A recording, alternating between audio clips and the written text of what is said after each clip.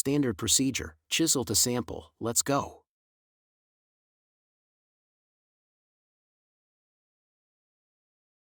Is this some kind of joke about 2001, A Space Odyssey? Mission Control, we have detected an object that appears to be of artificial origin. The target object has a pyramid shape, and no power source has been detected. It is 50 million years old, and we speculate that it may have been ejected from the asteroid belt due to an impact. Pressing any side of the pyramid causes it to emit a brief electromagnetic pulse. We have not yet been able to decrypt the information contained in the electromagnetic waves, but we suspect it is trying to communicate. Based on the power calculation, the effective communication range does not exceed the orbit of Saturn.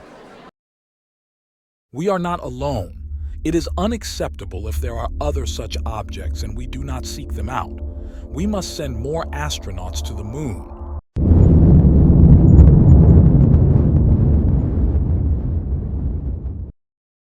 Is it useful to continue searching in this futile way? If there are other pyramids, the likelihood of finding them on the surface of the moon is the greatest. We must now consider all the minute possibilities. Wait, there's a response.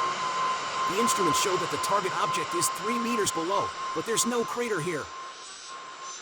Mission Control on Earth, we might need an excavator.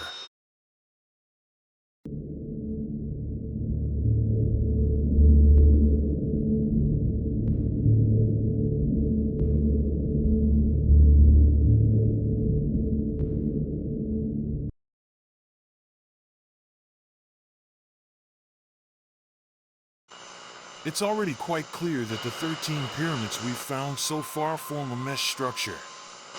We just need to follow this mesh structure to locate all the pyramids. What could the person who placed these pyramids here be plotting?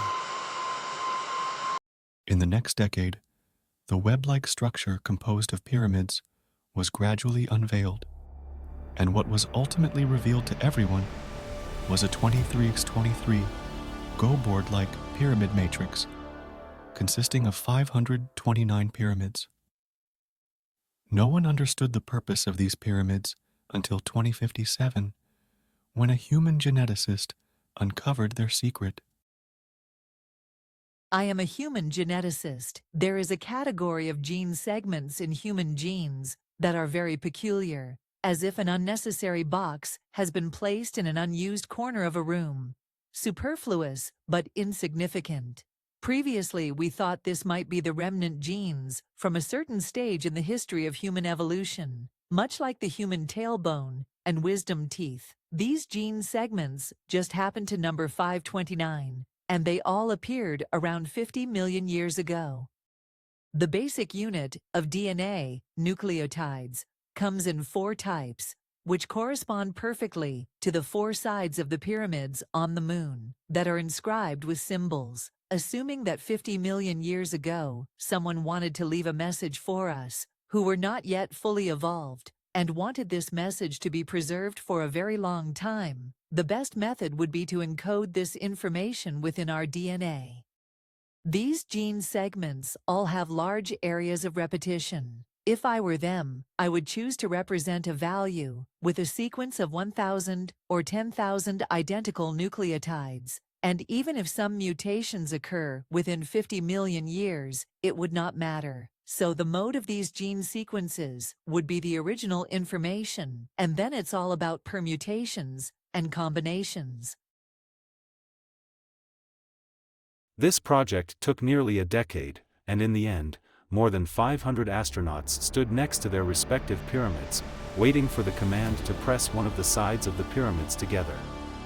On the 13th attempt, these pyramids began to vibrate simultaneously and emit a strong electromagnetic signal. It was a year later when people deciphered the signal emitted by the pyramids, but at the same time, more than 1,000 pyramids that had been dormant in the asteroid belt for 50 million years had been awakened. They were waiting for a visit from humans 50 years later.